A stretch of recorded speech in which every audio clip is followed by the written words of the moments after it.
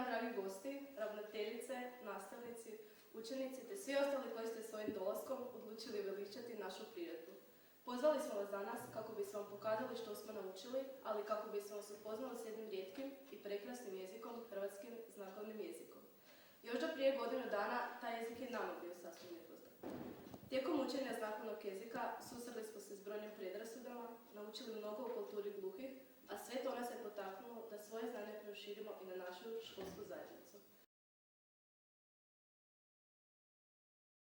Evo, ja ću vam ukratko reći o čemu se tu radi i što smo mi napravili u ovoj godini dana podučavanja znakovnog jezika u Gospodarskoj školi Varaždin.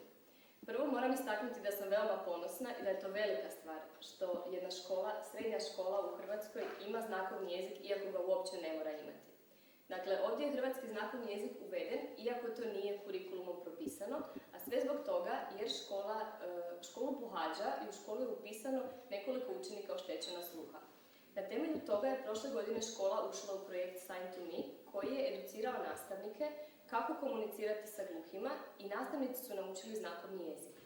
Naravno, to su bile osnove koje su im omogućile da lakše komuniciraju s učenicima i da ih tako bolje integriraju u nastavni proces.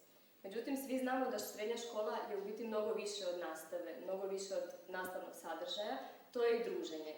Za to iskustvo druženja često su gluhi i nagluhi zakinuti zbog problema u komunikaciji. Da bi se taj problem premostio i da bi oni mogli bolje komunicirati sa svojim vršnjacima, čujućim osobama, uveden je znakovni jezik upravo za njih, za čujuće đake, kako bi oni mogli njega naučiti i onda komunicirati sa svojim prijateljima, sa gluhim i nagluhim učenicima na njihovom jeziku, koji im bolje odgovara. I tako je organizirana nastava, koja je u biti podijeljena na teoretski dio i na praktičnu nastavu, odnosno na jezične vježbe. U teoretskom dijelu nastave učenici uče teoretska znanja o oštećenjima sluha, o tome zašto gluhi imaju problema u komunikaciji, kako te probleme premostiti, a onda se na teoretsku nastavu nadovezuje praktična, odnosno jezične vježbe. I tako se znakovni jezik uči od jednostavnih elemenata, od ručnih abeceda, koje su osnova osnove, koje više manje svi znaju i one nisu teške. A sve teži i teži sadržaji, na primjer kondicionali, zavisno složene rečenice i sl., kako bi učenike opremili sa jezičnim vještinama da mogu samostalno voditi razgovor sa gluhima. I tako, dva sata tjedno, kroz cijelu nastavnu godinu, učenici uče znakovni jezik i na kraju su oni prilično kompetentni, oni mogu samostalno razgovarati s gluhima, imaju veliki vokabular, imaju gramatička znanja, ali ne samo to. Oni imaju veliku toleranciju, imaju svijest o tome zašto je gluhima teško i oni nemaju više predrasuda prema njima. Oni su slobodniji da s njima i razgovaraju i druže se i da ih stvarno uključuju u svoje društvo i da im omogućavaju jedan boravak u srednjoj školi koji je ugodan i koji je manje naporan u smislu da se više ne osjećaju izoliranima, da se više ne mora skrivati znakovni jezik, nego da se on vidi po školi, po hodnicima. Zbog svega toga je jako vrijedan znakovni jezik u školi i trebalo bi ga uvesti u još više škola. Za sada je to Gospodarska škola Varaždin, ali mi se nadamo da smo ovim trendom, zapravo da smo započeli trend i da će se ta pozitivna praksa nastaviti i u drugim školama. Možda i u osnovnima, a možda i u vrtićima. Jer svi znamo da gluhi ne nastaju samo tako. Imamo ih i djece, i osnovna škola, i srednja škola i ta podrška treba biti stalna. I okolina u kojoj se oni nalaze treba im biti pristupačnija. I onda smo napravili mnogo. Onda smo u biti doprinijeli tome da cijela zajednica ih bolje prihvaća i da radimo pozitivne promjene u cijelom društvu. Eto, toliko od mene. Hvala.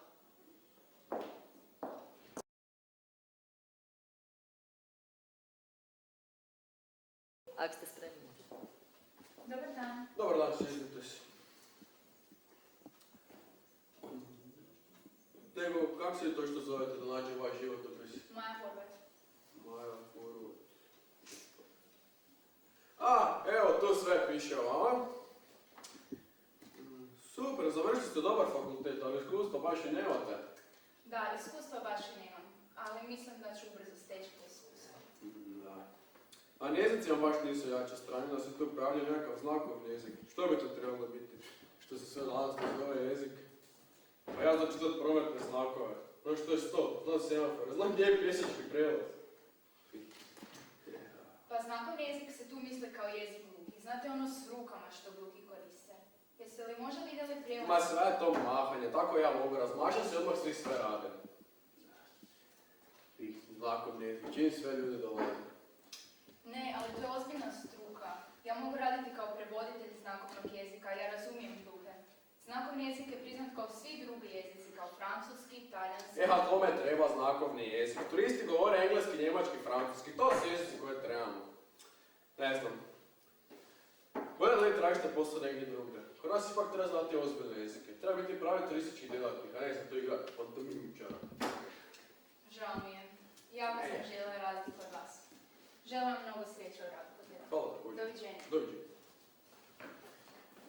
Izvolite ući, dajte, recite kako se vi zovete. Željka Kovač, poslala sam svoj životopis, a imam jedan primjer kod sebe.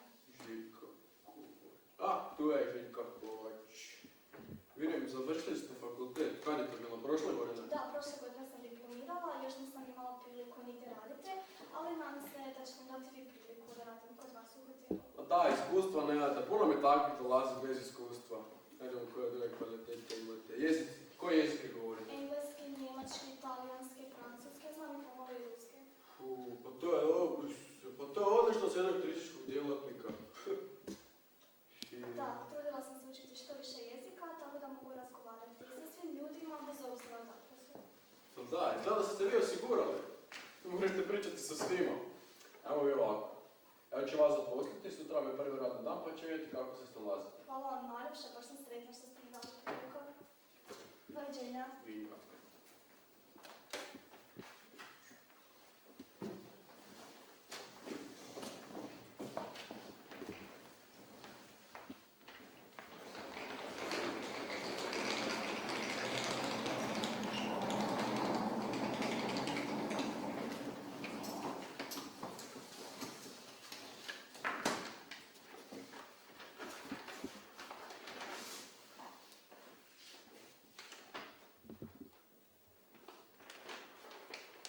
Dobro jutro. Good morning. Can I help you?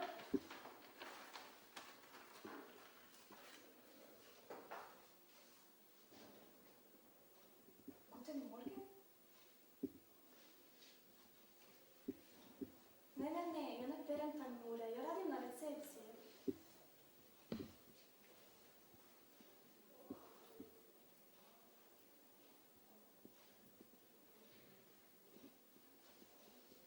Kan ich helfen?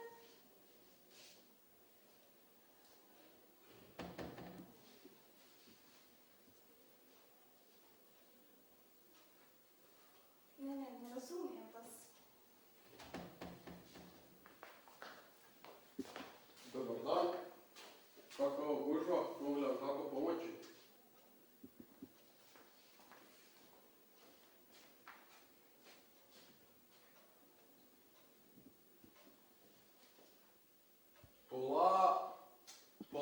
Polako, vi ste gluhi! Šta vi trebate?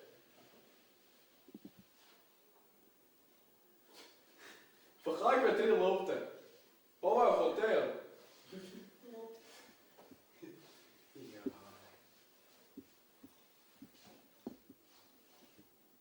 Dobar dan. Dobar dan, Maja Horvat. Da. Ovdje je direktor hotela. Sjetio sam se tebe, imamo ovdje krizu nekako. Došli su, imam tu gluhe turiste, trebala bi pomoć. Znam da ti znaš zakone, pa bi te molila, možeš brzo doći. Mogu. Hvala ti puno. Ajde, pozvoli se. Samo malo.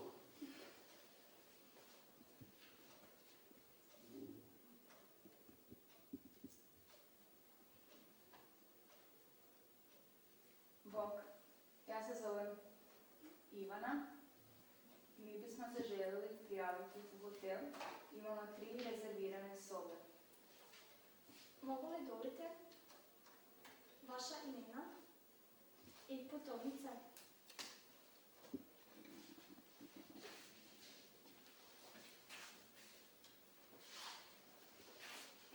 Aha, evo našla sam vas. Vi imate rezervaciju od danas, znači od 15.7. do 25.7. Je li to točno? Nije. Mi bismo željeli ostati do 22. srpnja. Možete li to promijeniti? Mogu, nema problema.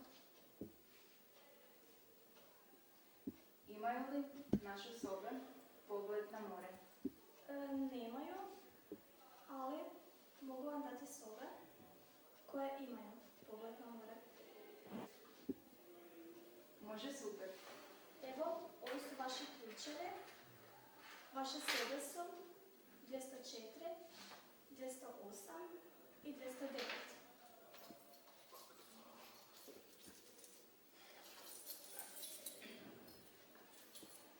Odlično, hvala. Trebate li nešto? Uvijek slobodno nazovite. Reci, joj, oprostite, vi ste gluhi, vi ne možete razgovarati. Oprostite, ispričavam se. Sad sam se sjetio, vezano uz telefon, kad ćemo mi odlaziti, vi možete pozvati taksi da nas odveze do autobusnog kolodvora. Mogu, nema problema. Jedino, trebat ćemo Maju da nam prevodi. Mene zanima u koliko sati počinje doručak. Doručak počinje u 6 sati ujutro, a završava u 10 sati ujutro. Hvala. Odlično, hvala vam. Jako nam se sviđa što imate prevoditelja znakovnog jezika u hotelu. Svakako ćemo reći našim gluhim prijateljima, sigurno će htjeti doći na mjesto gdje mogu lako komunicirati. Hvala vam najljepša. Bit će nam drago da ponovo dođete u naš hotel.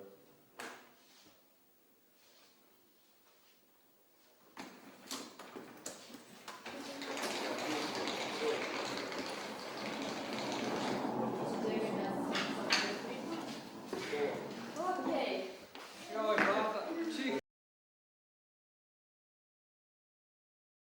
Kako je znakovni jezik utjecao na mene? U ovih nekoliko rečenica reći ću vam svoje mišljenje i svoj stav prema znakovnom jeziku te općenito o gluhim osobama. Kako je znakovni jezik utjecao na mene te kako sam saznala mnoge stvari koje prije nisam znala. Prije nego sam počela učiti znakovni jezik, nisam znala ništa o znakovnom jeziku te sam znala samo da su gluhe osobe koje ne mogu čuti i tako sam ih i doživljavala. Ali nakon prvog sata znakovnog jezika počela sam shvaćati da gluhe osobe vrijede isto kao i mi svi ostali, možda čak i više od nas. Mnogi ljudi misle da te osobe ne mogu ništa, da nemaju prijatelje, da se ne druže, da ne razgovaraju. Ali od toga ništa nije istina. Kada nam je profesorica počela govoriti o kulturi gluhih, nisam mogla vjerovati za što su se sve oni zalagali i što su sve napravili. Naime, gluhe osobe one ne čuju i zbog toga su im mnoge stvari otežane, ali oni sa svojim upornošću, snagom, hrabrosti, znanjem postižu više nego osobe koje čuju. Oni slikaju, pjevaju, pišu knjige, sviraju razne instrumente. Njih ništa ne sprečava da ostvare svoj san, dok ostali imaju sve mogućnosti da poboljšaju svoj život, uvijek nađu izgovore te ništa po tom pitanju ne rade. Isto tako, prije sam gluhe osobe zvala gluhonjinju i nisam shvaćala da je to za njih uvreda. Kako sada već znam osnove znakovnog jezika i što znam više o gluhim osobama, osjećam se boljom osobom. Kako sam vidjela da njih ništa ne sprečava, da ostvare svoj san, da se bore za ono što vole, dobila sam ogromnu želju da učim što više, da upišem fakultet, da se borim za ono što želim. Gluhe osobe i ova godina učenja znakovnog jezika dala su mi poticaj da idem prema svom cilju, da ga ostvarim.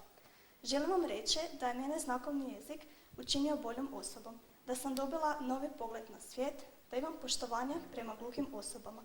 Trebamo se ugledati na gluhe osobe, a ne ih omalovažavati ili ih shvaćati manje vrijednima. Kada bismo se ugledali na gluhe osobe te više pažnje posvećivali znakovnom jeziku, svijet bi bio bolji.